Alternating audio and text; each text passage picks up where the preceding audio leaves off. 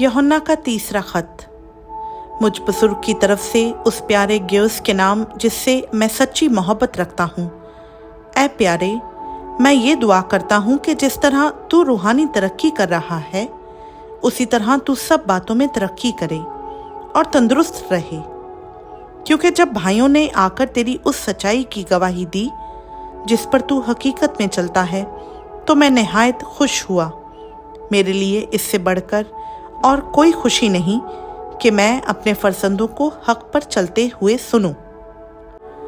ऐ प्यारे, जो कुछ तू उन भाइयों के साथ करता है जो परदेसी भी हैं, वो दयानत से करता है। उन्होंने कलीसिया के सामने तेरी मोहब्बत की गवाही दी थी। अगर तू उन्हें उस तरह रवाना करेगा जिस तरह खुदा के लोगों को मुनासिब है तो अच्छा करेगा, क्योंकि वो उस नाम की खातिर निकले हैं और गैर कौमों से कुछ नहीं लेते। बस ऐसों की खातिरदारी करना हम पर फ़र्ज है ताकि हम भी हक की तायद में उनके हम खिदमत हों।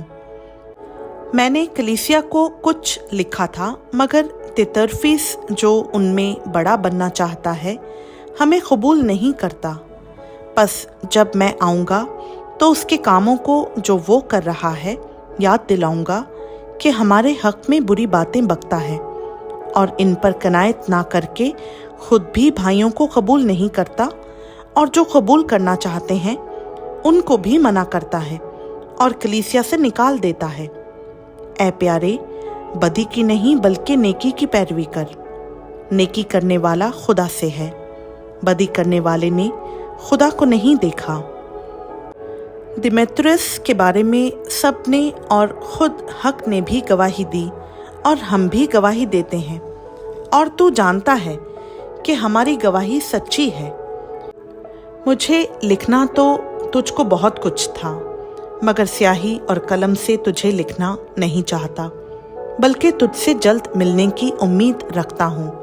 उस वक्त हम रूबरू बातचीत करेंगे, तुझे इत्मीनान हासिल होता रहे। यहाँ के दोस्त तुझे सलाम कहते हैं, तू वहाँ के दोस्तों से नाम बनाम सलाम कह।